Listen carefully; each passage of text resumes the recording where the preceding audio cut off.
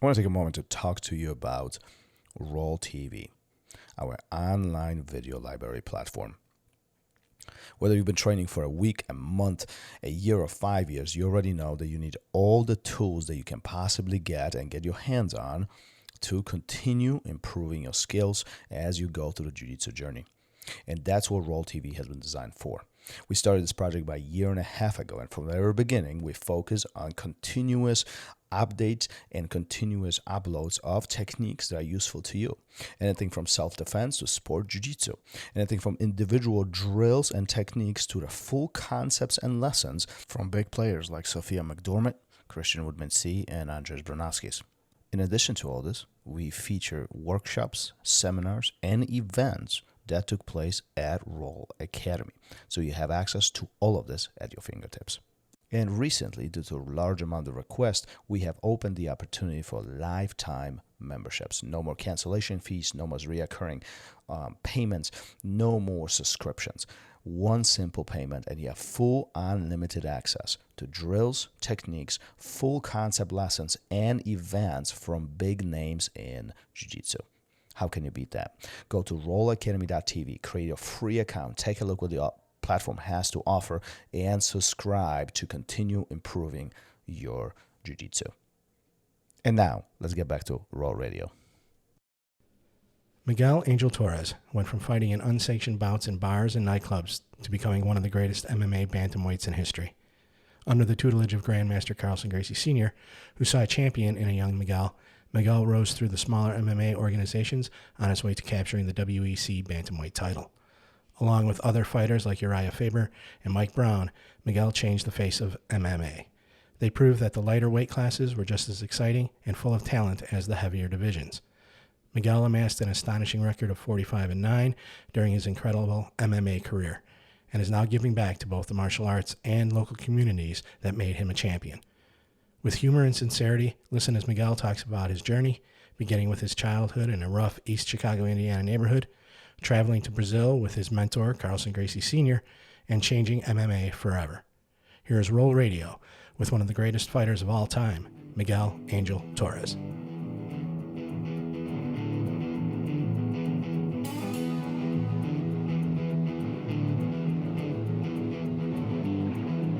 Welcome to Raw Radio.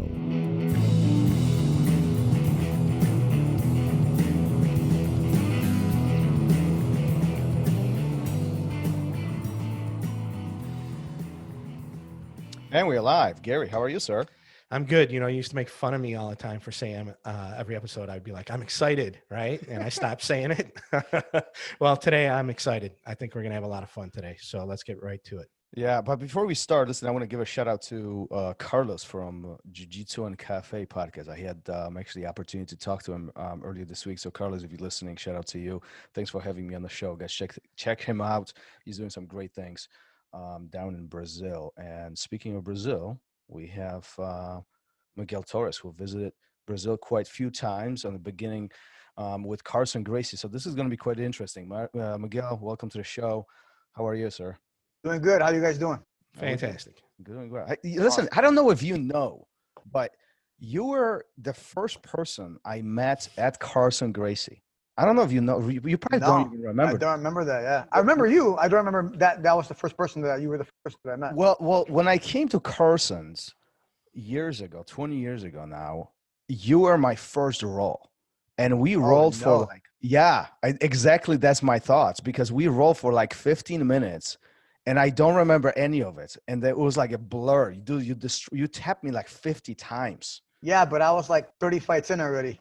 I got the Carlsons, and I was already like a Deli Hebo purple belt, and I already had like 30 fights, MMA fights. So it was like not. That's fair. all right. As long as you're you're tapping out Thomas, it's good. It doesn't matter what your rank was or how much experience you had. But it's the main reason why I'm bringing this up, because that single day had a fundamental impact on my jiu-jitsu, because I wasn't so inclined to do it on the very beginning, and the fact that you destroyed me that first day, my stubborn head just made me keep coming back and learning this. So for that, I do appreciate. So how you've been?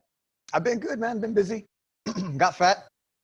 I broke my leg last year, like I want to say July 31st, 2019. I was in Mexico playing beach soccer with some old World Cup veterans, and one of the guys slid tackled me. My leg was in the sand and broke it in half, and that kind of made me real depressed for a minute. But I went from training every day, being 155 solid, and even though I wasn't fighting anymore, just felt good to be in shape, to roll with my guys all the time, then to teach class and not to do any of that stuff. I was out for like about 8 months, 9 months, and then COVID hit. And then I was out of the gym again for, doing Zoom meetings and stuff like that. So for me, everything's been going good till that happened. But now I'm healthy again. I'm training again. I'm back on my diet. So everything's going good now. Everything's back on track again. So how you deal with a situation like this? I think a lot of people are in that situation from a COVID perspective, but you layer an injury on the top of all this, right? it was hard, man. It didn't put you out for this anticipated period of time. Actually put you out for even longer Extended, because yeah. COVID is on top of all this. How in the world are you dealing with training multiple times a day to training none? It's like when I tore my ACL when I was like 21. I was out for 7 months and I couldn't do anything. It's depressing. You go from living in the gym, being in the gym every day. I would still come even though I shouldn't have came. And I was teaching class sitting down with my leg in the air and it's uncomfortable the whole time. It's just something that I knew I had to do and get past. I knew when something bad happens, you got to get past it. And the only way to get past it is just to take a deep breath and just keep trying to walk forward. Only problem was I couldn't walk. So I had to crawl. That's what I did. We used my crutches. I still traveled. I went to the Worlds. I broke my leg the 31st. The Worlds was like August something. I went to the Worlds 2 weeks later to go to the Worlds for one of my students. I still traveled and still did all kind of stuff with a broken leg like that. It was just a nuisance more than anything. Well, interesting how that doesn't slow you down and you just simply make an adjustment with your life, because I mean everything's surrounding around training. No, you never give up. And right, I mean that's kind of. Have you ever thought about giving up? No, you can't give up. If I give up, then what am I showing my students? I thought it was more important to show my students, even with a broken leg, I'll still come to class every day. I'll still come sit on the mat with you guys and spread my knowledge, even though I can't physically do it. That I still love what I do. It could have been an easy excuse to just say, you know what, I'm going to take off for a year, or I'm done coming to the gym, or, whatever, and do something else or whatever. But I love this. This is what you've known me since 20 years ago. Mm-hmm. I was doing this before I met you already. So this is like, for me, the martial arts helps define what kind of human being I am, in the respects of what I believe and how I give back. And for me, how I give back is how I do my thing. If I give up, my students are going to see that, and then they're going to want to give up. If I push through hard times, then they're going to see that they can push through hard times too. Oh, makes sense. And So go ahead, Jerry. Well, I was just going to say, and you're doing this all with trying to open a new academy, right? If the timeline Well, is correct.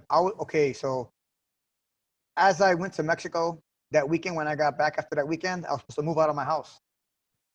I broke my leg. I had to move out of my house, move my academy that October. Like I had to do all kind of stuff. Take care of my kids still, it was a really rough time. But the good thing is I have good people around me and people who supported me and helped me out during all that stuff. So my parents, my sister, I have a friend named Mike. I have people who really helped me out during that time that if they weren't there, I would not have been able to be where I'm at right now. And that's a testament to karma and to just living a positive lifestyle. Mm-hmm. For sure. So let's take it back 20, 30 years when all this started. What happened? What brought you into jiu-jitsu, mixed martial arts, or just, this lifestyle? I grew up in the hood, Thomas, and I was not a gangbanger. I wasn't a drug dealer. I wasn't a tough guy. I wasn't a bully. I was a nerd, and I played soccer. But I didn't play any cool sports, not for here anyways. So for me, going to school, being outside playing with my friends, whatever I was doing, I was always going through some kind of bullying or getting picked on or whatever. I was real skinny and real small. So I would watch Samurai Sunday, The Karate Kid, Enter the Dragon, Bruce Lee movies. And I always seen the small guy that got picked on and got bullied. Eventually met a master or met somebody that could help him learn how to defend himself. And then he became the cool guy and saved the day or whatever it was that he did. So I knew if I pursued my interest and pursued that knowledge, I would find it one day. The problem was when I was 13, I seen the first UFC. Urijah Gracie beat up all these big dudes. I'm like, dude, I got to learn that. But this was 95, 94, 95, something like that. Mm-hmm. where, or no, even earlier, I think. So I wanna say 93, I think. 93, yeah. Like where are you gonna find a jiu-jitsu black belt that's gonna teach you this stuff? And up to that point, I had trained martial arts. I did karate for a couple of months, and then it was too expensive. And then taekwondo a couple of months, too expensive. And everything I tried, they were always trying to like sell me something and make me get another belt and make me get another uniform and whatever it was. So I couldn't afford that stuff. So finally, when I got to high school, I met some friends, and they were like seniors. I was a freshman. They were already like black belts in taekwondo and karate. They were already boxing and amateur matches, and they were doing jiu-jitsu already. And they met some. They went to a Carlson Gracie seminar in Chicago, and it was like a 3-day seminar, 4 hours a day. And if you completed all 4 days, you got a rank or whatever. And so these guys were blue belts, and if you were a blue belt in those days, you were like a black belt. Oh yeah. Yeah. And I started training in like high school, seriously, like for a fight. But this is like pre-puberty. I'm skinny. I'm at the weight room. I'm lifting weights, and I got 10-pound weights. And there's guys next to me with like 80-pound dumbbells, you know? And I'm grunting. I'm like, whoa, whoa. Oh, so you were that guy, huh? I was that guy, you know? I didn't care. I wasn't a big guy, but I wasn't make noise like a big guy, you know? Inside my heart, I was a big guy. So I started training, lifting weights, doing stuff like that. And my first fight, I wasn't scared because I knew I got my ass whooped so many times already throughout my life that I knew I could survive an ass whooping.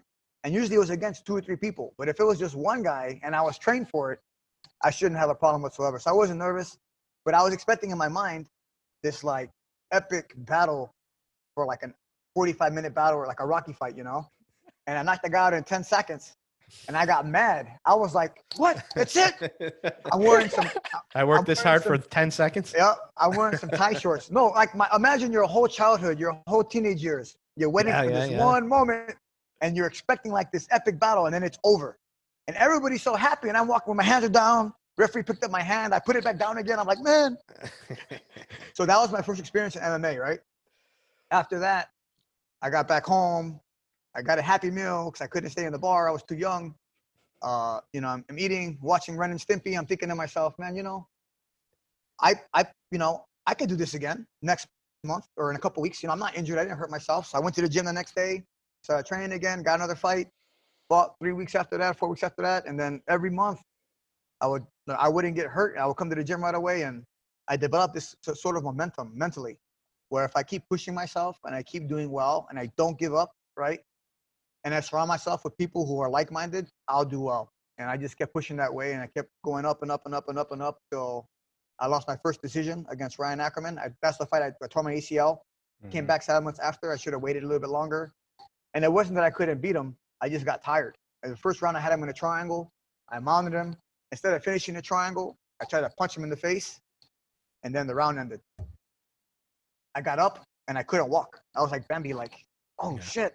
My legs weren't ready for that kind of like intensity. And the next 2 rounds, I survived. Didn't get knocked out or submitted, but he outworked me. He outpushed me. After that, changed my whole mentality. Started training with some different people. Met Carlson Gracie. Hold on, before you go there. So on the very beginning, those first few fights, are you training, striking, ground, anything? I'm training everything. So I was already doing jiu-jitsu with my guys. And my guys had a limited knowledge. Right. And then I would travel at that point in time. I would go to every gym in like a 50-mile radius. And I would train with whoever I could train with just to try to gather whatever knowledge I can gather, right? And at that time, nobody minded me going to the gym because I wasn't a threat. The lightweight class was 155. And so if you were a 35er, nobody was threatened by you. Nobody gave a crap if you came to the gym to work out or do whatever. Right. So I would travel to all these places. And then I heard about De La Riva. I would go to Brazil, train with De La Riva. And then De La Riva, the third time I went to his gym, because I would go for like months at a time, he was like, why do you come here to train MMA or learn jiu-jitsu? He goes, my instructor that gave me a black belt is in Chicago, and you're from Chicago. And I'm not from Chicago. I'm from East Chicago, Indiana. It's like the tip of Indiana connected to Chicago, but no one understands that. So I'll say, where are you from? East Chicago. You're from Chicago. So I just go with it. I get back from Brazil. I'm like, I'm going to go to Carlson's, you know. I go to Carlson's, and Carlson's is in Brazil now. So I'm like, oh my God, you know, what a funny thing. So I ended up training at Carlson's the first couple of days. Stephen Bonner was there. I met Thomas. It was like, you know, the whole crew was there still. And then Carlson came back, I think 2 weeks later, he had a garbage bag full of T-shirts, Oh yeah. and he only had one size T-shirt, double X. And he came in and he would throw T-shirts to people, oof, oof, like Santa Claus, you know. And it was like he wasn't giving you a shirt. He was like, "You owe me $20. You owe me $20." I was like, "This guy is the man. This guy is the man." Do you remember? By the way, do you remember the T-shirt that he made with the Mickey? The rooster? No, the Mickey Mouse. The Mickey Mouse shirt? No, Yeah. I never got that. You never got Oh, that? you just told me about this the other day, Yeah, right? he had he had a T-shirt where the Mickey Mouse is getting choked. Oh, by the bulldog, by the bulldog. Yeah, Okay. It's like, this is not a I didn't even Disneyland. know. It's jiu-jitsu. I didn't know that was Mickey Mouse. I thought that was just like a rat or some shit. That's hilarious. I was like, Mickey Mouse, no? I remember that shirt. Yeah. Yeah. I never had it, but I seen guys wearing it before. Yeah. Tell me about the rooster shirt. He had a T-shirt. That was his thing. Roosters I was his don't. thing. I don't. It never dies. They get passed on somewhere else, huh? This rooster is cool. It's fat. It's thick. It got feathers. Imagine a rubber chicken, right? Uh-huh. And they hold it up in the air and then take a picture of it. That was just, it was like a phallic symbol, like right on your chest, going to your head, you know? And he would like make me wear that shirt. And the shirt, like, I'm chubby now, so it probably would fit me. But in those days, it was really baggy. So I would like get it behind my back and try to like tuck it behind my pants to make it tight on me. It was the most. It's cool, but it was not a cool shirt. So I took that design and I made my own version of it. Let me give you guys. Give me a second. Let me see if I can show you guys. Uh-oh. Oh, So I made my own version. There it is. Nice. There it is. Very nice. And it's more like appealing because it's There it thicker. is. Anyways, that rooster shirt was funny. It's not quite as phallic. No. So not at listen, all. how do you meet Carlson the first time? Is it here in Chicago or you in Brazil with De La Riva? Actually, I had met Carlson at the Civic Center when I was fighting in the Civic Center because me and some of the guys, Stephen Bonner, some of the guys he coached, fought in the same shows. Right.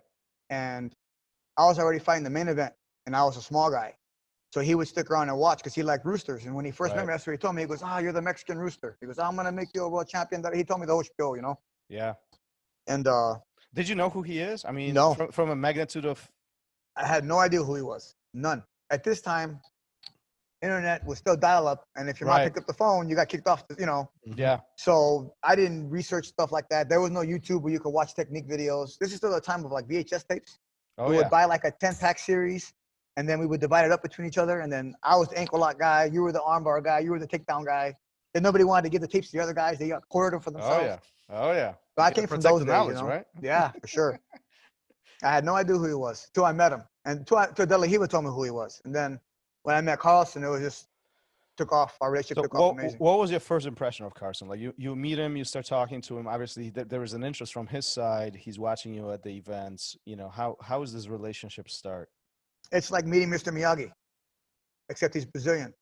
And he's not going to show me karate. He's going to show me jiu-jitsu, you know? The whole aura of Carlson, wherever we went, people were smiling, people were happy, he had a great aura on him. And whenever he was around me, I already had this era of invincibility already because of the momentum I was carrying. But with him in my ear and him on my back, I felt like I could never lose when he was there. There had to be a lot of power and confidence on your side. A ton of power. Because when you already walk around and you have a strong name yourself, and you got another guy with you that has a strong name, it raises that aura. You know, we fed off of each other, you know? Right.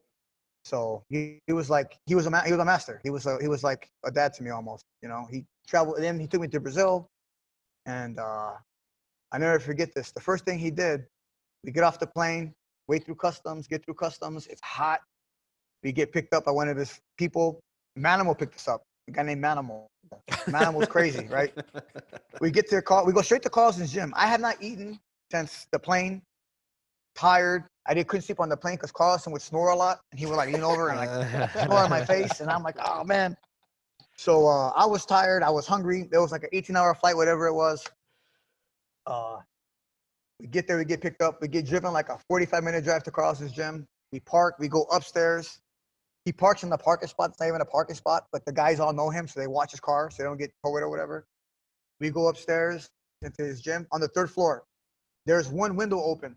It's like a sauna inside. there's one ceiling fan and it's turning so slow, you can like see the blades rotating, you know? And I had no training gear on my person. I'm wearing some army shorts and a Wu-Tang t-shirt. And Carlson had this fanny pack. It was like Batman's utility belt. Yeah, he always had a fanny pack, he had right? it all Yeah. the time. Always. Always. Legends Passed never on, that's die. it. Yeah. Legends never die. So Carlson would go in his fanny pack. And it seems like everything was in the fanny pack. Everything. You needed anything, he always had it inside. He threw me a pair of Speedos. This dude already knew when we landed what he was going to have me do. We land, we go upstairs. He has like 4 or 5 black belts, 3 or 4 brown belts. Throws these Speedos at me and tells me to go change. I'm like, into this? I never trained in a Speedo before yet, you know? Little did I notice, all the other guys were wearing Speedos too. And I'm like, well, shit, this is going to be kind of cool. Welcome to Brazil. To Brazil, right? And then I go into the bathroom to change. Mind you, the floor is covered with like slimy water. And I'm like, oh shit, where am I going to put there's no like changing tables or locker rooms. It's like a disgusting toilet and like a dirty floor. The sink only had cold water. I'm like, oh man. So I change, I go out there, and then Carlson is talking shit, of course, to all his guys in Portuguese. And I speak Portuñol. I understand some Portuguese. I can speak back into Spanish and communicate, you know? Mm-hmm. And I didn't get everything he was saying, but he was talking about this little Mexican rooster that was going to fucking wreck shop and be a world champion. So all the Brazilian guys wanted to kill me. And I sparred all the guys, and I only got caught once by a guy that was like 200 pounds, but this huge guy, black belt, but no one else was able to catch me. I caught a couple guys, proved Carlson right, and then from there, just started training like a monster with those guys, man. I met Saporito. Saporito's one of his black belts that was teaching at the academy in Copacabana. And we're traveling, eating great food. Everyone knows Carlson. Everyone's talking to Carlson about all kind of stuff. So talk a little bit more about the academy itself, because I mean, a lot of people don't even know what that place is or what that place was. I mean, recently, a couple years back, right, there was some struggles. They almost closed. They almost closed the facility, and through the community and everybody working together, they kept it alive as part of the historical place in Brazil, right? But that gym, what did it look like? What does it feel like when you're there? It was a real gym. So it was like, if you ever walked into one of my old, like this gym that I'm in now, does not smell like a gym. There's no mold on the walls. The bathrooms are clean. We have a bunch of mat space, room for everybody to sit down. Carlson's gym was so small, and there was like 50, 60 guys in this gym. As soon as you hit the stairwell, because it was on the 3rd floor, as soon as you hit the stairwell, the smell hits you. You mean on the bottom? On the bottom. Yeah. You're like, oh, really? It's like, it was like a heat. It was not just a smell. It was like it grabbed you by the nostrils and pulled you. It pulled me forward. It would push other people back, you know? So I'm like, I know this smell. This is like my gym. I go in there. The mats were like, it was like a tarp at the time. They probably have the time mats now. By the time it was like one big tarp pulled down, a green tarp. And one picture of Carlson, like 1,000 trophies on top of the mat space where the wall was, a pull-up bar, and a ceiling fan that spun slow as shit.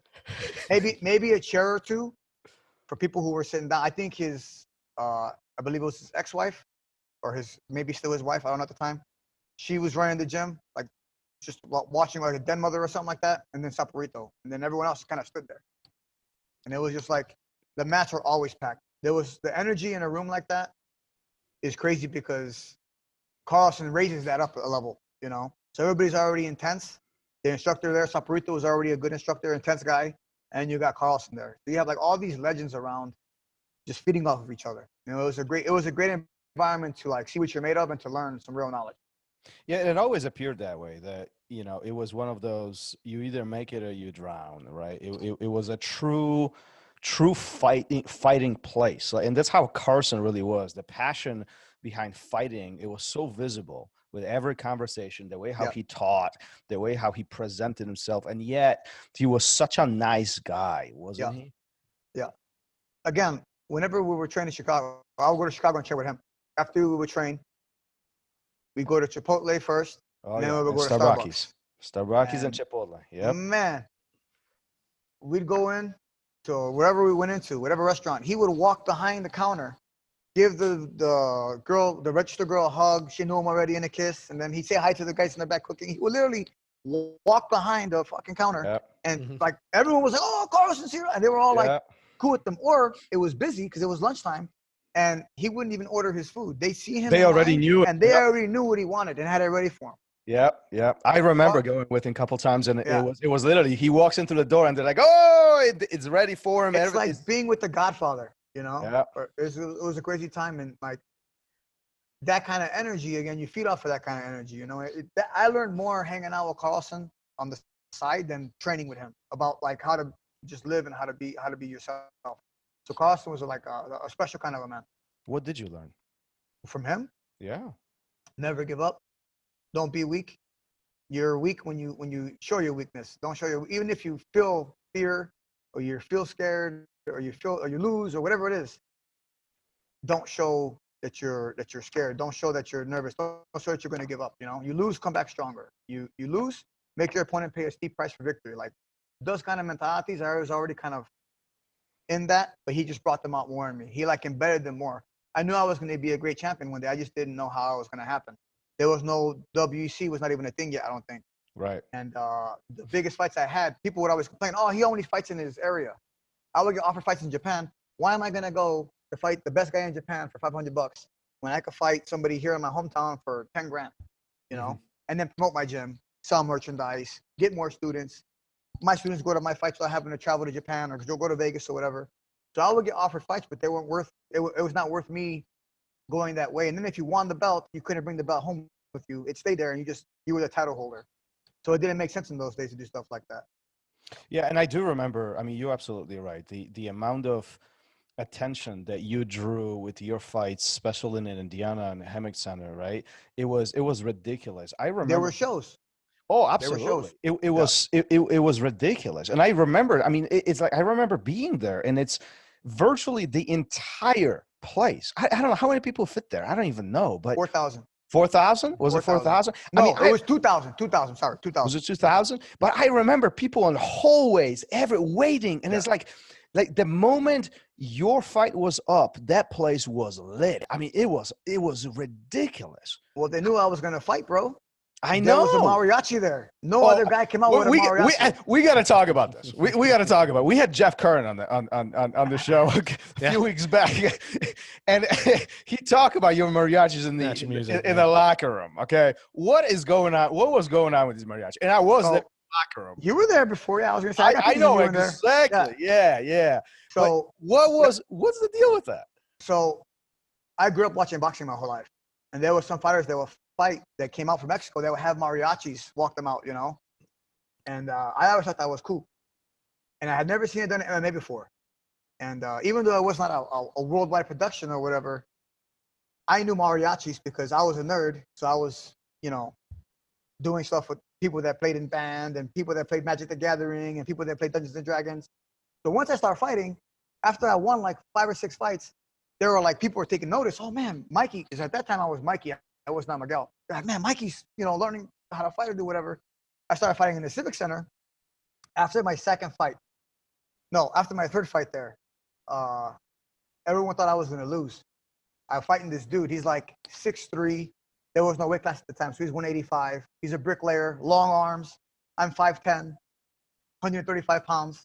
And I've seen that video, Choke. Remember Choke with Hickson Gracie? Hickson, yeah. He had on those white Balatudo shorts. Uh-huh. Well, I couldn't find those anywhere. So I go to Walmart and I get those football tights that go down to your knees. Yeah. Mm-hmm. But my legs are so skinny, I couldn't have them that long. So I cut them mid-thigh, but one pair was too translucent so you could see through. So I wore double pairs. So they look good. Is that a picture of this out there? Yes, they look good. All right. But when I walked into the ring, because it was not a cage, I stepped through the ropes. When I stepped through the ropes, they went up my thigh like tighty whities. I was like, oh no, this is a wardrobe malfunction. So I fight this guy, 2 5-minute rounds. If your decision is a draw, it goes to a third round. The first round, I never had somebody punch me from being able to posture and reach my face from not having to like lean forward, you know? Mm-hmm. And this guy's so long and he's throwing mollywhoppers. And standing up, I had the advantage a little bit, but he gave me to the ground and just tried to pound my face in. Second round, I up kicked him in his jaw. Broke his jaw. Didn't know I broke his jaw. Got up, threw some combos, and ended the round really exciting. Sit down. I'm dead. My mom is screaming in the stands on the second floor. Stop the fight. The whole time I could hear her screaming this, you know. My friends were trying to like shut her up and hold her down, and I ended up breaking the guy's jaw. They were gonna do a third round, and he couldn't keep the mouthpiece in his mouth. And I Because of the broken jaw. because of the broken He jaw. couldn't They would put his mouth, and he couldn't close it. It would fall back out again. And I'm like, oh, please be over, please. And he ended up having a broken jaw. I was so happy. Next fights I had, there was a tournament, a lightweight tournament, 160 and under. I fought a Carlson Gracie blue belt. That looked like a gorilla. He was just ripped. And then I fought another guy that was a hometown fighter that was a big guy too. Beat both of those guys. And then after that, I became like kind of hood famous in my area. They were bigger shows and people came to watch. My fourth fight, one of my buddies that is in a mariachi, I had asked him at dinner, hey man, do you think Mr. Lane, he was my old soccer coach, do you think he wouldn't mind coming Saturday night? I'm the main event to come, you know, play for my intro. And they're like, for sure. We have a wedding that night, but we're done at 10. As long as it's after 10, we'll already be in uniform. And I'm like, perfect. They got there at 10:30. I'm warming up for my fight. And I got a 12-piece mariachi downstairs. Playing music while I'm hitting pads. And I had no one's supposed to have a special room for themselves, but I knew a guy that worked there named Leon. He was like the manager. He would always give me the key to the place, to like it's called a ping pong room. Yeah. And sometimes a Jeff Kern or some other guy would like make his way in there too, but they didn't know what was going to happen at 10:30. I'll tell you my version. I tell you my version of all this. So I remember I was shooting photos at that time, and I asked, where's Miguel? I wanted to go to your locker room and take some shots of you. And somebody tells me, just follow the sound of mariachi. Follow the sound of mariachi. And I'm like, what are they talking about? I had no clue. So I'm going out, blah, blah, blah, blah. And they're like, here, this door right here. So I walk in and I was like, quiet, you know, I was like, what the hell are they talking about? I have no clue. So I walk in and you doing your thing, you know, and I'm taking some pictures. And then I'm so hyper focused on doing what I'm doing. But there's like 12 or 15 mariachis sneaked into their room. And just to give a very perspective, that room was about 10 by 10, maybe 15 by 15 at the most. Okay. And there's 15 mariachis get in.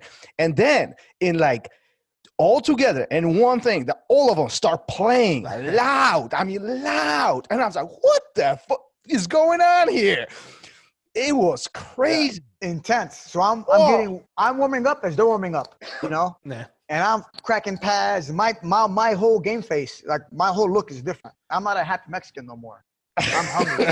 I'm hungry. And I got to eat this dude's heart, you know? And so I had this mentality, like once I put my gi on and I was warm and ready, my people were behind me.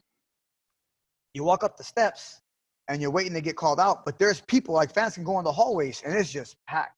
And everyone's talking about you and taking pictures and you're just like tunnel vision. You know, and then they announce your name, and then their mariachis walk out.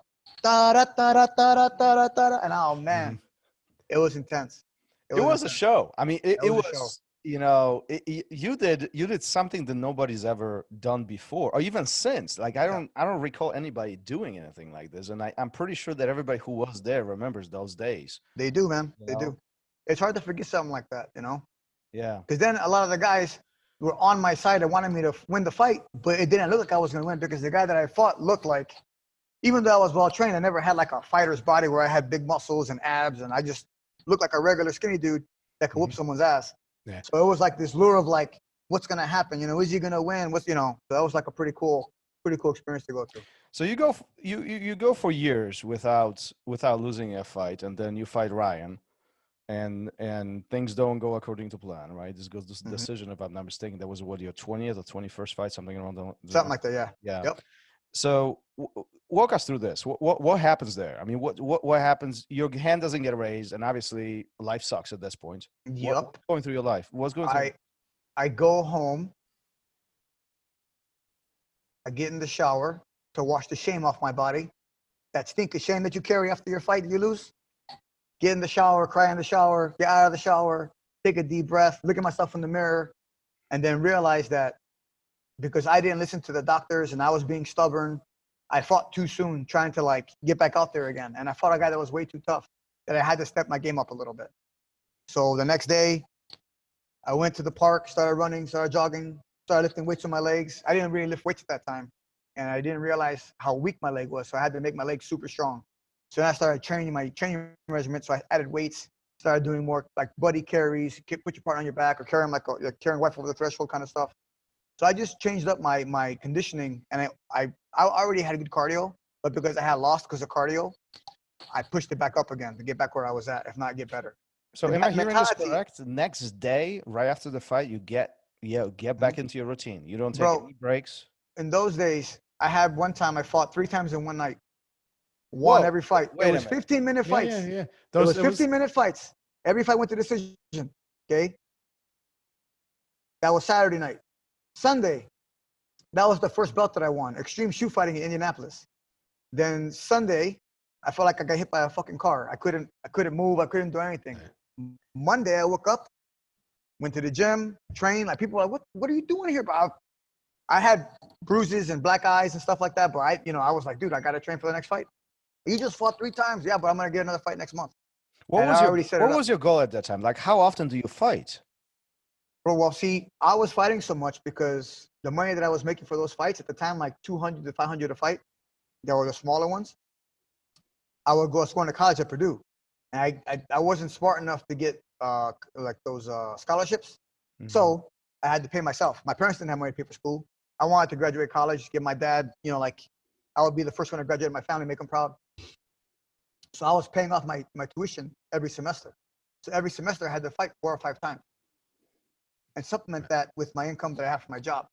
So it was like one of those things where I had a job, I was working at the hospital, I was training for fights, I was going to college, I was fighting. I was always on my stuff because in that time I wanted to make a statement that just because you were 135 pounds or you were a skinny guy, you were a small guy, didn't mean you were weak.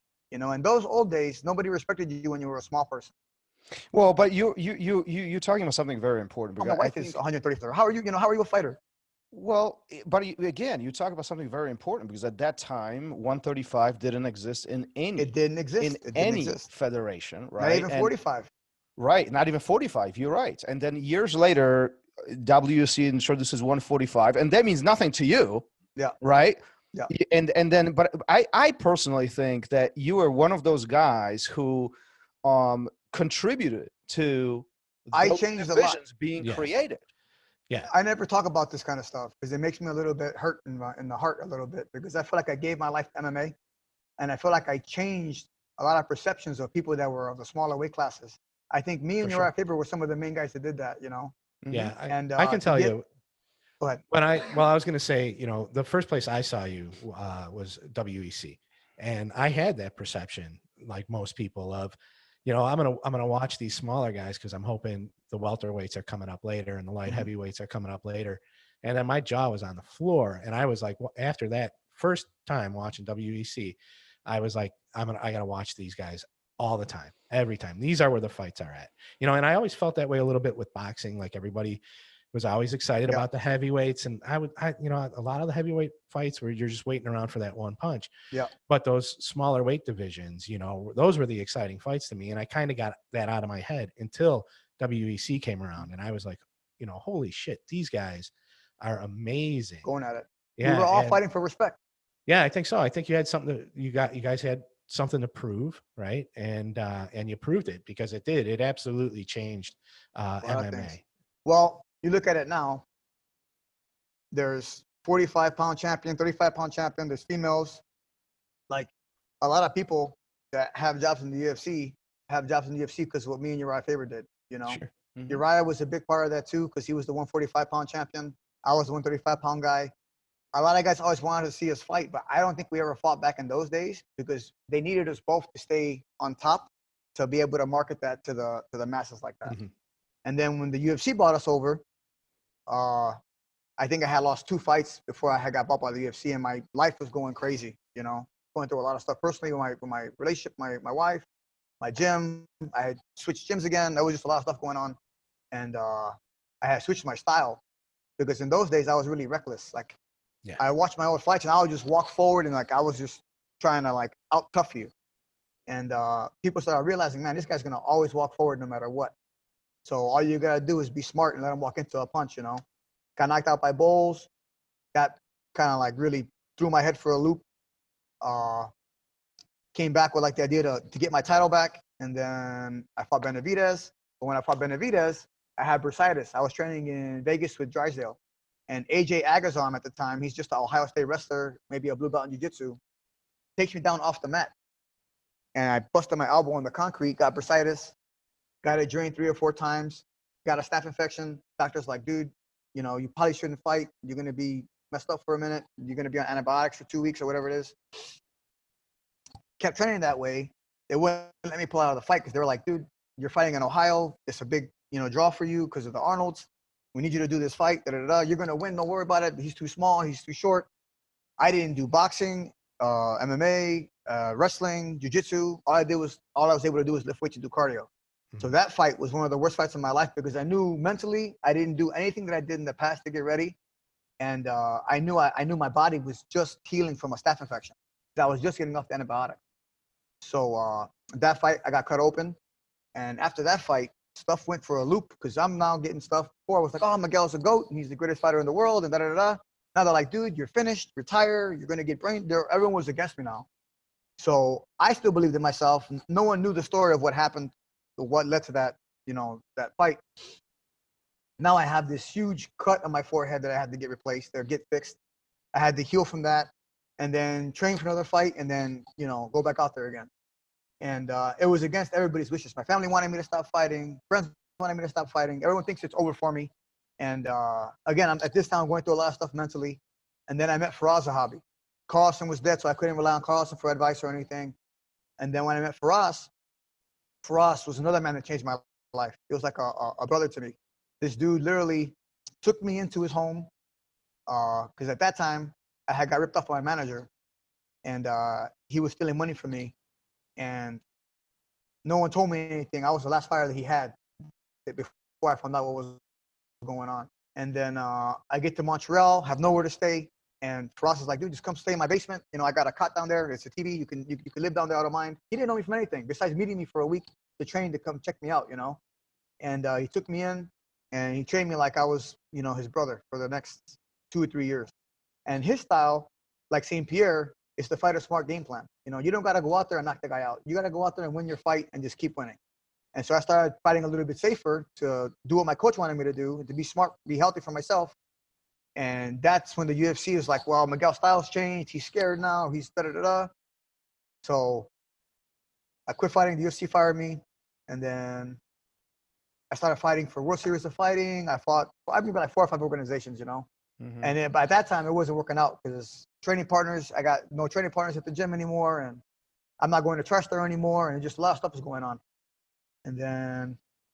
Well, I think, I mean, clearly things are not going according to plan due to nobody's fault. I mean, just it seems like everybody's doing their own thing, right? But I think it's undeniable fact that without you doing what you've done, there would be no lower classes. I mean, I think all that mentality got lost in whatever happened at the end of my career. You know, the end of my career kind of changed that perception of what I did for the sport. Right. I think it might have in bigger circles, but I know just from talking to people since I've been in jiu-jitsu, the people who watch those fights, the people who were there, you know, buying the pay-per-views, maybe not the writers, maybe not the promoters and stuff, they have a different take on it. They know what you went through and what you did for MMA.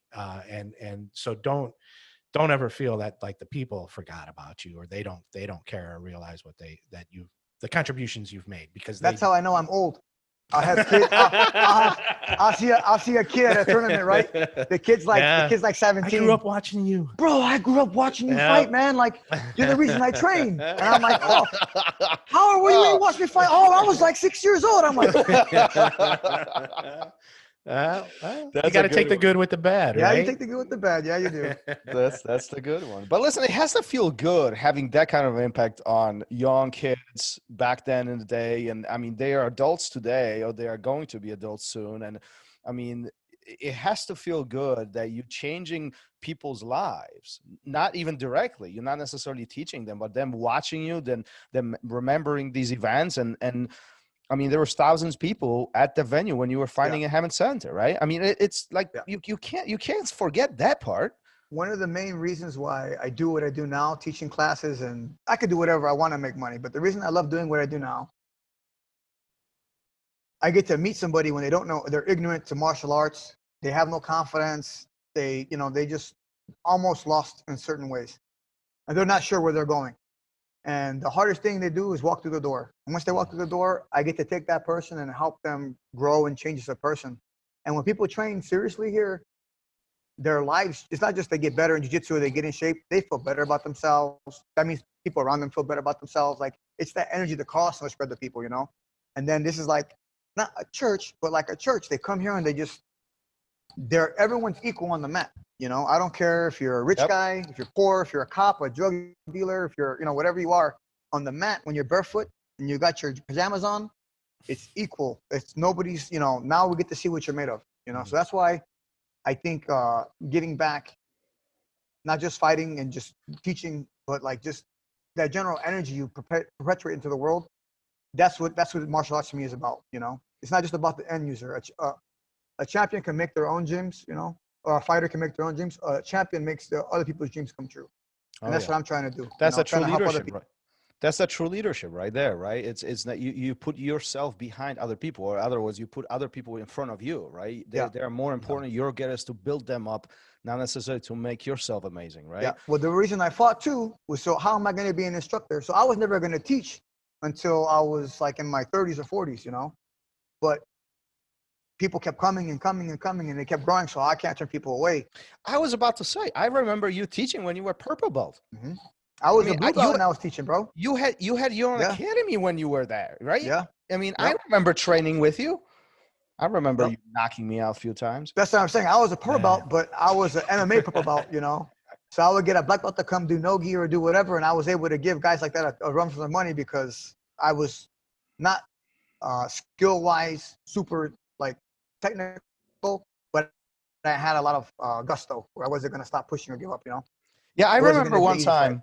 At some point you and I were talking. It was like, you should stop by my place. You should stop by my place. So I make my way. Garrett, this is a good story for you. I make my way to Miguel's gym, and I remember it was like I remember where it was, but it was off the main street in a small strip mall, and it was like 2 rooms combined, kind of. Yeah.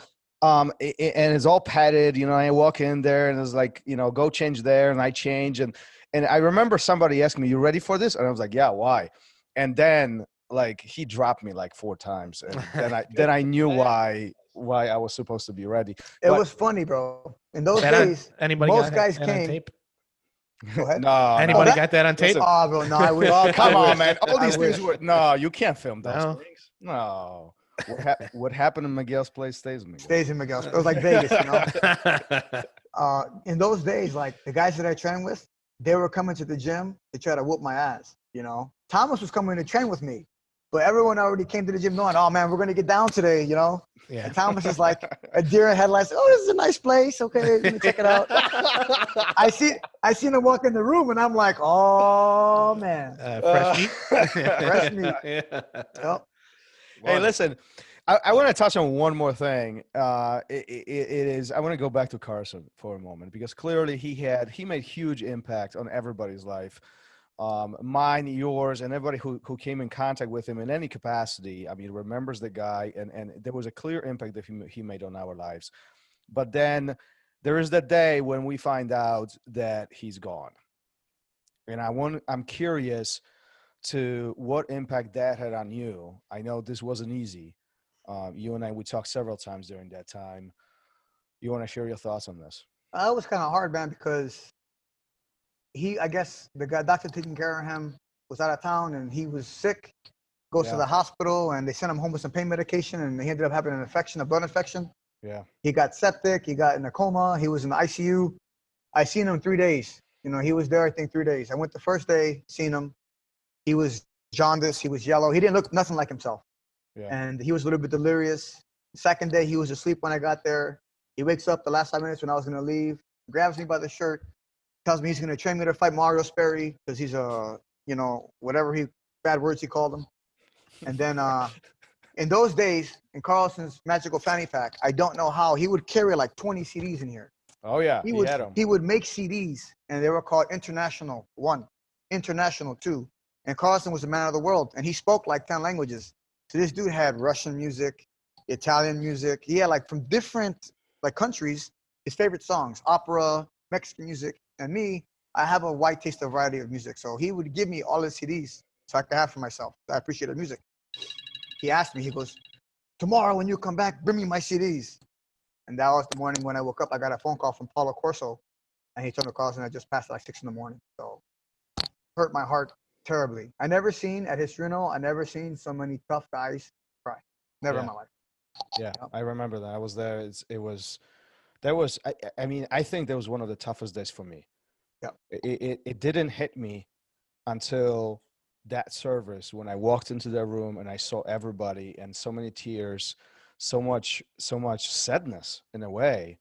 You know, but at the same time, I think it was interesting to see the impact, the amount of people that he's made impact on. I mean, that room was packed with people, and people were talking and sharing stories about him.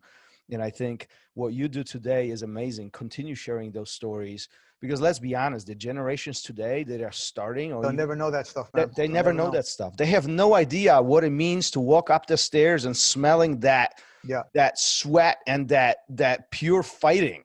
As that's the smell of I call it the smell of violence. The smell of violence. So today, if somebody complains about not having AC at the academy, AC, yeah, what's that? What's that, bro? What's that? You got windows? You're lucky. Yeah. No. Man, what amazing story, man. What do you think that life would be different if Carlson? Of course, it'd be never met Carlson. My road would not have been so clear, because once Carlson put me out there, people internationally, I was known in like the Midwest, and people would hear about me on the East Coast and West Coast, but the world didn't know me yet. Carlson literally put me on the map, like worldwide map. So he changed my life huge because he gave me international recognition. I probably would have got there myself, but it would have been a lot slower. A lot slower.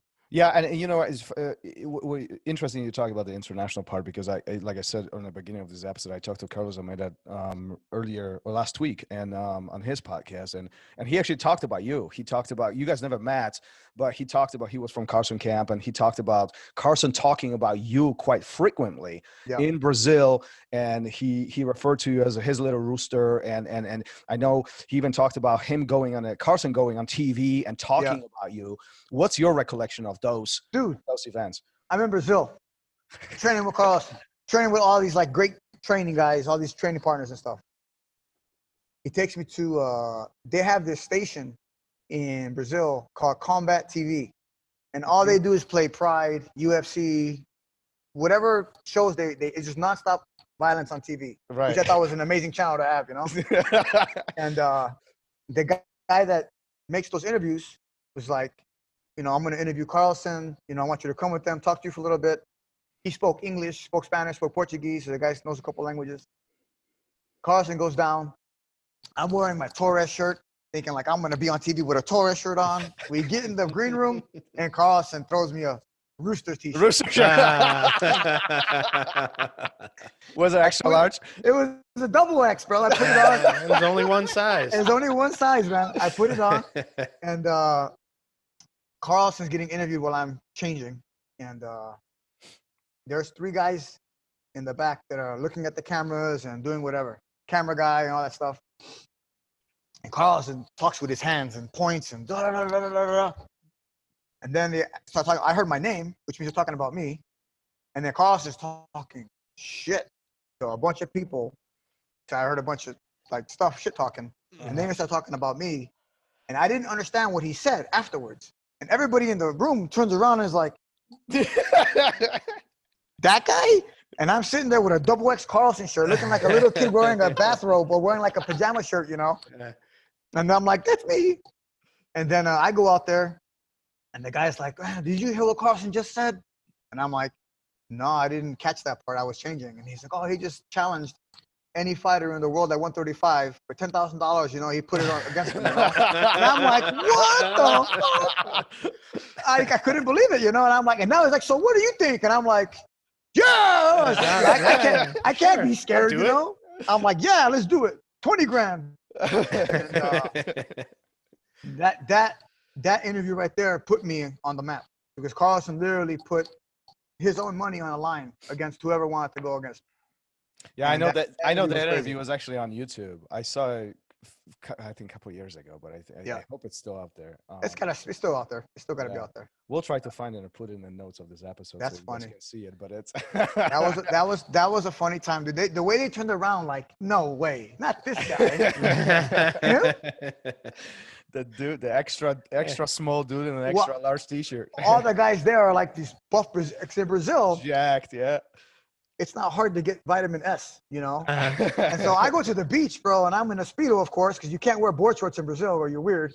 So I'm wearing a Speedo, and there's just everybody walking around with like a six-pack and chest muscles. And I'm like, shit, man, this is crazy. So the guys that were in the back, they were like bigger guys, you know. And they probably trained too because they work for Combat TV or whatever. So when they turned around, they gave me a look like, there's no way. And I was like, oh, yeah.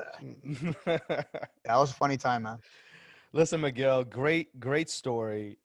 Congratulations on everything you've done. I mean, thanks for sharing all this with us. I mean, there's some great times and great memories behind all of this.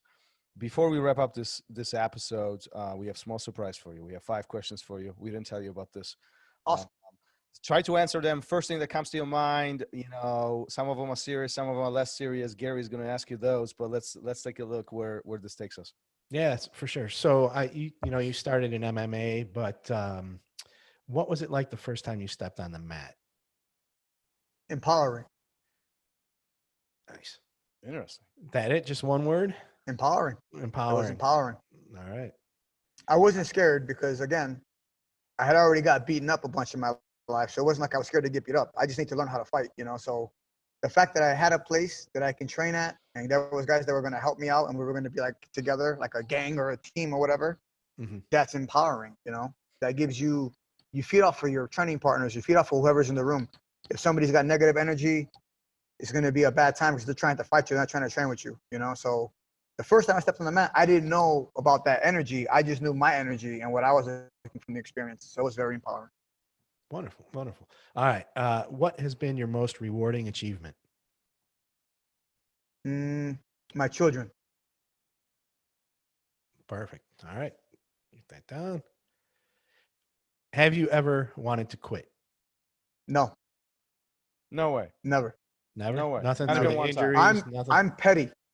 After I would lose, I would not be sad and cry because I was sad because I lost. I was mad because I lost. I shouldn't have lost. There was no way I should have lost this fight. Every loss I ever had, I should not have lost that fight. I just, whatever was going on and whatever I was going through, just didn't let me be my full potential. And the other guy did a better job than me. So I was mad that I allowed him to beat me. Not that he beat me. I allowed him to beat me because I was not prepared the right way. And I was taking fights that I shouldn't have taken fights because I needed to pay bills and stuff like that, you know? Yeah, so we just talked to Marcio Cruz and he kind of had the same attitude as like if I would have played it a little smarter, these things wouldn't have happened, you know? That's kind of what I got from him. All right. Describe your feelings when you received your black belt. Impartial. Define that. What do you mean by that? Go expound. I trained with Carlson from a purple belt to a brown belt.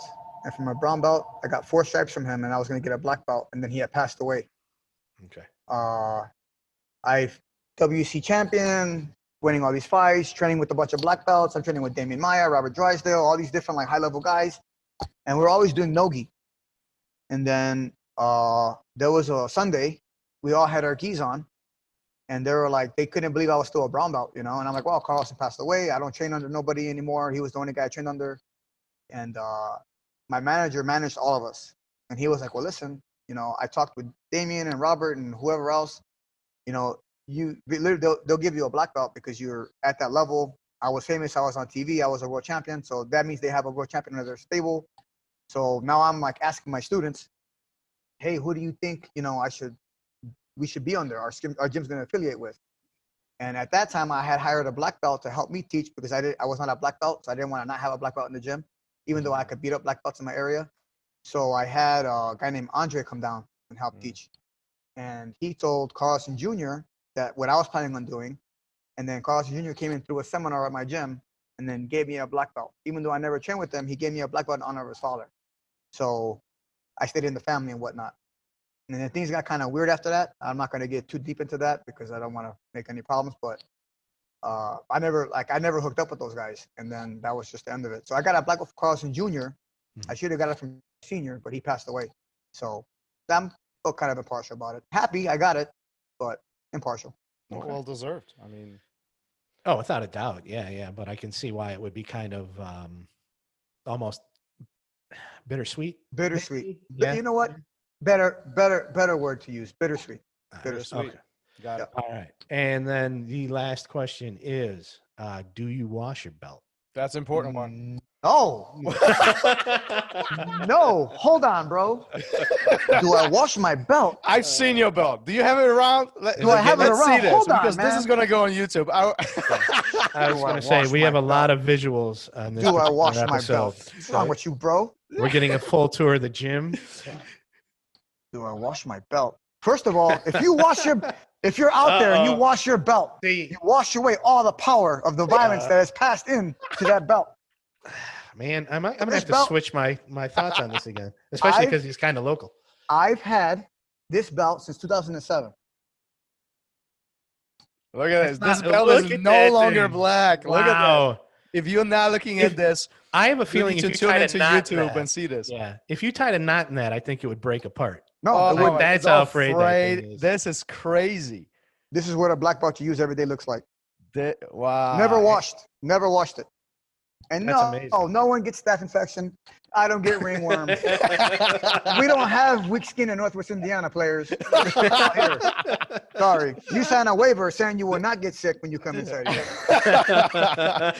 Sorry. All right. Well, there it Fantastic. is. And there it is. If there was any That's it. Miguel You ever had a doubt in your mind? wash your No. All right. So just so everybody knows, we were 4 on the side of wash your belt, but I think that answer counts for at least 5. So we'll move that. We're going to move this to the other column. Oh, there you go. And the tally continues, right? Yep. Listen, Miguel, thanks for sharing your story. Before we wrap up this episode, why don't you tell us where can people find you? Talk about your academy. Where is it located? Where they can find you on social media, websites, and all the other stuff. Let's promote your stuff. Let's do it. Well, if you guys want to follow my website, torresmartialarts.com, I'm going to start a blog this Monday to journey my weight loss through the next 2 months. And I'll be doing a vlog every day. So if you guys want to follow along, you guys want to train with me and lose some weight, you're more than welcome to do that. Cool. I'm going to have to do that because I got called fat yesterday. So, Bro, I know I'm on fat. that journey with you. Yesterday I sat down. And? I had jeans on. I don't wear jeans a lot because I live in the gym and I wear board shorts and I wear gi pants, you know. They're adjustable. I wore my jeans yesterday, Thomas. I sat down and I had to unbutton the button because my stomach was like, oh shit. All right, So that's how I know. All right, so should we even go there? You used to fight at 135. You walked around, what, 150, 155? 145, 150, yeah. Where are you at now? 180. Boom. All right, way less program is starting. Oh, there it is. It's all right here. It's just here in my gut. And again, you need visual on YouTube on this. I wish it went in my arms or I went in my butt or something like that. It doesn't my work legs. that way. It doesn't work. It doesn't work that way, huh? Never give up, though, kids. Never give up. So that's what the whole thing. My blog is going to be about that. I help a lot of people lose weight and get shape and be healthy. And I used to live that same way. So I lived by my own sword. I lived by my own word. After I broke my leg and I got depressed, I kind of, instead of eating once a day or 2 little meals a day or a protein shake in a meal, breakfast, brunch, lunch, a snack, dinner, another snack, a late night dinner. So it was just eating all day, you know. And people will come visit me, say, bring me food all the time. And me, I'm not one to turn away a gift. I'm going to eat. So my big thing now is like just making sure everybody in my academy is healthy and good. Making sure I give back to the community, try to help out my family as much as I can. Make sure my students are happy. And then now for myself, so I can be happy myself, is to be healthy. So And there's one more. That, There's one more amazing things that you do on a monthly basis that you mentioned before we start recording this. Why don't you share that, because I think that's huge, and that's huge impact to your community. that's right. So this Sunday, the 29th, if you're in the area, if you're listening and you're in the area, I have a seminar, a female self-defense seminar that I'm doing for free for anybody that wants to come down. Female self-defense seminar, 13 and up, from 4 p.m. to 6 p.m. We're going to go over self-defense concepts, just the idea of training and the idea of like empowerment and how to build your confidence. If you guys ladies want to come down, guys, you know any ladies in the area that want to come down, you're more than welcome to be here. And we're going to do that monthly. So we're going to have 1 month female self-defense. Next month, we're going to have essential workers. The month after that, we're going to have a kids anti-bullying seminar. On the website, I'll have a schedule out for the year for what we're going to have going on event-wise. So my biggest thing now is like COVID's changed a lot of things in the world. So a lot of people are hard up for money and don't have money, but I still want to give them a chance to have an experience where they can try to learn a little bit of martial arts. People are getting a lot of abuse right now because they're being stuck at home. So my big thing is to try to like empower people a little bit. The more I can empower people, the more they try to empower you back. So that's just my big thing right now, giving back. Beautiful. So make sure you check his website for all the details, all the upcoming shows or all the upcoming events. And then the blog is coming soon. So make sure you guys check a look at that as well. Miguel, once again, thank you for sharing all the stories. It was a blast. Gary, I think this might have been one of the more entertaining episodes. Oh, for sure, yeah. Well, we had visuals, right? We had First of all, if you don't have visuals, what do you got? Just some spoken word? Just spoken word, bro. yeah. So we had visuals. We had, what else? We got a tour of the gym a couple times. That's it. That's good it. times, You got to see a black white belt. A true black belt. That thing's, man. And you got to see Miguel Torres' power gut.